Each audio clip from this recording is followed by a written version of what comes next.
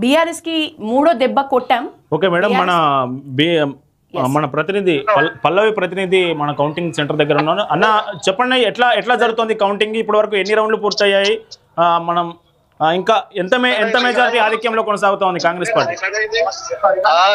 ఇప్పుడు అయితే 5 రౌండ్లు అయిపోయి 6వ రౌండ్ కౌంటింగ్ అయితే జరిగింది. దాంట్లో దాదాపు 15,986 ఓట్లతో అయితే వీళ్ళు మెజార్టీలో ఉన్నారు. అయితే ఇంకో 4 రౌండ్లు మెజార్టీ 4 రౌండ్ల కౌంటింగ్ అయితే ఉంది. ఆ కౌంటింగ్ లో చూసుకున్నట్టు దాదాపు 20,000 వరకు కూడా మెజార్టీ వచ్చే అవకాశం ఉన్నట్టుగా మనకు తెలుస్తుంది. ఇక్కడ పూర్తిగా అంటే ఇప్పటికే గెలుపు సంబరాల దిశగా పయనిస్తున్న కాంగ్రెస్ అభ్యర్థి నవీన్ యాదవ్ అయితే ఇక్కడ మొత్తం యూసుఫ్గూడలో ఉన్న కాంగ్రెస్ పార్టీ ఆఫీస్ లో గానీ అటు గాంధీ భవన్ లో కూడా పెద్ద ఎత్తున కాంగ్రెస్ పార్టీ నాయకులు కార్యకర్తలు చేరుకొని ఇప్పటికే సంబరాలు అయితే చేసుకుంటున్నారు. ఎందుకంటే వాళ్ళకి కావాల్సిన మెజార్టీ వచ్చింది, ఆధిక్యం దిశగా దూసుకెళ్తున్నాము, మమ్మల్ని ఇప్పటికీ అంటే వాళ్ళ సమీప ప్రత్యర్థి బీఆర్ఎస్ పార్టీ కూడా దానికి చేరుకునేంత దిశలో లేదనే ఉద్దేశంతో కూడా ఇక్కడ పెద్ద ఎత్తున కాంగ్రెస్ కార్యకర్తలు నాయకులు కూడా చేరుకొని మొత్తం పెద్ద ఎత్తున సంబరాలు అయితే చేసుకుంటున్నారు.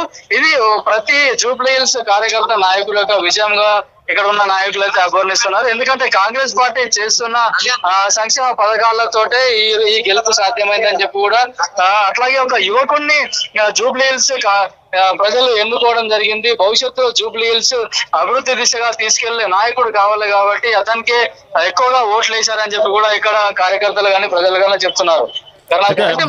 బీఆర్ఎస్ పార్టీకి సంబంధించి మాగంటి సునీత అభ్యర్థి ఆడ కౌంటింగ్ సెంటర్ నుంచి వెళ్ళిపోయారా, అక్కడే ఉన్నారా? బీజేపీ అభ్యర్థి ఎక్కడ ఉన్న పరిస్థితి, వాళ్ళు ఏం మాట్లాడుతూ ఉన్నారు? అంటే ఇప్పటికే అందరు అభ్యర్థులు అయితే కౌంటింగ్ సెంటర్ కి అయితే ఉదయం చేరుకోవడం జరిగింది. అంటే ఇప్పటికే దాదాపు ఫలితం అయితే తేలిపోయింది. అయితే ఇప్పుడు మెల్లగా అంటే అక్కడ ఉన్న బీఆర్ఎస్ నాయకులు కూడా ఎమ్మెల్యేలు మాజీ ఎమ్మెల్యేలు కూడా అక్కడికి చేరుకున్నారు ఉదయం. ఎందుకంటే బీఆర్ఎస్ కూడా పెద్ద ఎత్తున ప్రచారం చేసి కాంగ్రెస్ పైన విమర్శలు చేయడం, అట్లాగే వాళ్ళు 6 గ్యారంటీల పథకాలు ఎక్కడ అమలు అవ్వట్లేదు, 6 బాకీలు ఉన్నాయనేది ఒక 6 బాకీ కార్డును కూడా పెద్ద ఎత్తున బీఆర్ఎస్ ప్రజల్లోకి తీసుకెళ్ళింది. అదే మాకు విజయాన్ని చేకూరుస్తుందని చెప్పి కూడా బీఆర్ఎస్ నాయకులు నమ్మి పెద్ద ఎత్తున ప్రచారాన్ని కూడా దిగారు. అయితే ఇప్పటి వరకు అంటే అన్ని సర్వేలు చూసుకున్నట్టే కేవలం 1-2% తేడాతోటే పార్టీలు గెలుపు ఓటములను సాధిస్తాయని చెప్పి కూడా అన్ని సర్వేలు చెప్పాయి. దాంట్లో పూర్తిగా అంటే కాంగ్రెస్ కే మెజార్టీ వస్తే అన్ని సర్వేలు చెప్పి కూడా బీఆర్ఎస్ నాయకులు మాత్రం మాకే మెజార్టీ వస్తుంది, మేమే గెలుపు దిశగా ఉంటామని చెప్పి కూడా వాళ్ళు చెప్పడం జరిగింది.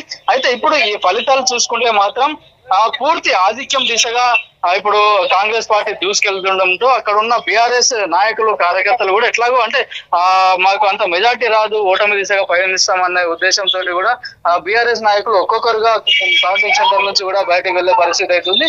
మొత్తానికి చూసుకున్నట్టయితే కాంగ్రెస్ పార్టీలో కానీ గాంధీ భవన్ లో కానీ ఇసు కూడా Congress party Naveen Yadav party office లో అయితే పెద్ద ఎత్తున నాయకులు కార్యకర్తలు అయితే సంబరాలు చేసుకుంటున్నారు. కిరణ్ అంటే కౌంటింగ్ చాలా వేగవంతంగా ప్రక్రియ కొనసాగుతున్న రిజల్ట్ అవుట్ రావడానికి మాత్రం ఒకంత లేట్ అవుతున్న పరిస్థితి కనిపిస్తోంది, ఎందుకంటారు? అంటే ఇప్పుడు ఇది ప్రతి రౌండ్ కు అక్కడ ఉన్న పోలింగ్ ఏజెంట్లు కానీ అక్కడ ఉన్న ఎలక్షన్ కమిషన్ ఆఫీసర్లు కూడా పర్టికులర్ అంటే అఫీషియల్ గా వాళ్ళు రిలీజ్ చేయాలి, వాళ్ళు ఒక రిలీజ్ చేసిందే ఫైనల్ అవుతుంది కాబట్టి ఒక్క ఓటు కూడా తగ్గకుండా కూడా వాళ్ళు అన్ని టేబుల్ అంటే 42 టేబుల్లను ఏర్పాటు చేసి అయితే ఈవీఎం మిషన్లు అనేది ఓట్లను లెక్కిస్తున్నారు. అయితే ప్రతి కౌంటింగ్ టేబుల్ దగ్గర ఒక 3 ప్రతినిధులు అయితే ఉంటారు. ఈ ఎలక్షన్ కమిషన్ ఆఫీసర్లతో పాటు అభ్యర్థికి అంటే పార్టీకి సంబంధించిన ఒక్కొక్క కౌంటింగ్ ఏజెంట్ కూడా అక్కడ ఉంటాడు. వాళ్ళందరి సమక్షంలోనే ఓట్లు అన్నిటి మొత్తం లెక్కించి అందరికి డీటెయిల్స్ ఇచ్చిన తర్వాత 42 టేబుల్ అంటే ఒక రౌండ్ మొత్తం కంప్లీట్ కావాలంటే 42 టేబుల్ ఈవీఎం మిషన్లు అయితే లెక్కిస్తారు. వాటిని లెక్కించిన తర్వాత అవుట్ రైట్ గా టోటల్ గా వాళ్ళు ఒక ఎంత మెజార్టీ వచ్చింది, ఏ అభ్యర్థికి ఎన్ని ఓట్లు వచ్చాయని కూడా తెలుసుకోవడం జరుగుతుంది. ఎందుకంటే దాదాపు ఇప్పుడు దీంట్లో 58 మంది అభ్యర్థులు పోటీ పడ్డారు, ఒక నోటా ఉంటుంది. 59 సింబల్స్ అయితే వీళ్ళు లెక్కించాల్సి ఉంటుంది. దాంతో అంతేకాకుండా వీళ్ళు ఎలక్షన్ కమిషన్ అఫీషియల్ గా విడుదల చేయాలంటే వీళ్ళు సెంట్రల్ ఎలక్షన్ కమిషన్ వాళ్ళు కూడా రిపోర్ట్ పంపించి అక్కడి నుంచి కూడా వీళ్ళు రిపోర్ట్ మళ్ళీ వీళ్ళు అఫీషియల్ గా వెబ్సైట్ లో విడుదల చేస్తారు. కాబట్టి ఈ మధ్య కొంచెం గ్యాప్ లో కొంచెం డిలే అవుతుంది. ఆ లోపుగానే అక్కడ టేబుల్ దగ్గర కౌంటింగ్ టేబుల్ దగ్గర ఉన్న కౌంటింగ్ ఏజెంట్లు ఏవైతే ఉన్నారో లోపల ఉన్న వీళ్ళు అభ్యర్థులకు సంబంధించిన వాళ్ళు ఎవరైతే ఉంటారో వాళ్ళందరూ కూడా వచ్చి వాళ్ళు అవుట్ రైట్ అంటే బయటకు వచ్చి ఇంత మెజారిటీ వచ్చిందని వాళ్ళు ఇమ్మీడియట్లీ చెప్తారు. కానీ ఎలక్షన్ కమిషన్ చెప్పాలంటే మాత్రం వాళ్ళు ఒక అఫీషియల్ గా చెప్పాలి కాబట్టి returning officer. Kiran, last question, మొత్తం 10వ రౌండ్ పూర్తయ్యే టైంకి అంటే ఎగ్జాక్ట్ రిజల్ట్ అనేది బయటికి రావడానికి ఈ రోజు ఎంత టైం పట్టొచ్చు? ఆల్రెడీ 12 అవుతుంది, సో ఇంకా ఎన్ని గంటల సమయం పట్టొచ్చు? ఇప్పుడు 6వ రౌండ్ పూర్తవుతుంది కాబట్టి మరి ఇంకొక 4 రౌండ్లు మాత్రమే ఉన్నాయి. అయితే దీంతో ఒక హాఫ్ అన్ అవర్ 1 అవర్ లోపలనే మనకు పూర్తిగా రిజల్ట్ అనేది అయితే బయటకు వచ్చే అవకాశం ఉంది. ఎందుకంటే 4 లక్షల ఉన్నప్పటికీ కూడా దాంట్లో 48.48% అంటే బిలో 50% పోలింగ్ నమోదు అవ్వడంతో తొందరగానే మనకు రిజల్ట్ వచ్చే అవకాశాలు ఉన్నాయి. దాదాపు ఒక 1.5 అవర్ లో కూడా పూర్తిగా ఫలితం మనకు వెలువడి ఏ అభ్యర్థి అయితే గెలుస్తారనేది కూడా ఈసీ ఎలక్షన్ కమిషన్ చెప్పే అవకాశం ఉంది. దాని తర్వాత కూడా గెలిచిన అభ్యర్థికి ఒక ధృవీకరణ పత్రం ఇస్తారు. అంటే ఈ అభ్యర్థి జూబ్లీహిల్స్ నియోజకవర్గం నుంచి గెలుపొందాడనే ఒక సర్టిఫికేట్ ఇస్తారు. కాబట్టి దానికి అది సెంట్రల్ ఎలక్షన్ కమిషన్ నుంచి రావాలి. కాబట్టి అది కేవలం అంటే ఒక సర్టిఫికేట్ అఫీషియల్ గా రావడానికి మాత్రం 3-4 గంటల వరకు ఇది వచ్చే అవకాశం ఉంది. అంటే ఈ లోపుగా ఒక 1.5 అవర్ లోనే పూర్తి ఫలితం అయితే బయట వచ్చే అవకాశం ఉంది. Thanks for the updates Kiran.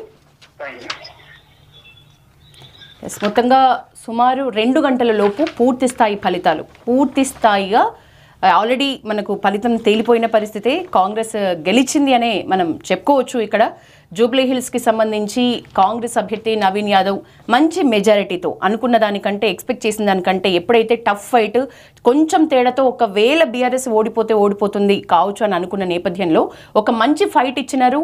చాలా టఫ్ ఫైట్ కాదు, కేవలం ఈజీగా చాలా సులువుగా మన కాంగ్రెస్ అభ్యర్థి నవీన్ యాదవ్ గెలిచే పరిస్థితే మనకైతే ప్రస్తుతం కనిపిస్తోంది. ఏదేమైనప్పటికీ మొత్తం కౌంటింగ్ కేంద్రం దగ్గర నుంచి బీఆర్ఎస్ కార్యకర్తలు అయితేనేమి, బీఆర్ఎస్ అధికారులు అయితేనేమి పూర్తిగా బయటకు వెళ్ళిపోయినట్లు కనిపిస్తోంది. ఆ కౌంటింగ్ ప్రక్రియ దగ్గరే నవీన్ యాదవ్ ఎవరైతే గెలుపు అభ్యర్థి ఉన్నారో తను అక్కడక్కడే కనిపిస్తున్న పరిస్థితి కూడా మనం చూస్తూ ఉన్నాం. ఏదేమైనా జూబ్లీహిల్స్ బైపోల్ రిజల్ట్ కాంగ్రెస్ వైపే ఉంది. మనం ఎన్నో అంచనాలు ఉన్నాయి మొదటి నుంచి కూడా కొంత బీఆర్ఎస్కి సంబంధించి, కానీ అంచనాలన్నీ కూడా తలకిందులు అయ్యాయనే చెప్పొచ్చు. అందరూ అంటున్నట్లుగా, ముఖ్యంగా ఎవరైతే కాంగ్రెస్ మంత్రులు అన్నట్లుగా సెంటిమెంట్ రాజకీయాలు ఏమాత్రం పండలేదు అని మాత్రం ఒప్పుకునే పరిస్థితే కనిపిస్తోంది. మేడం, మనకు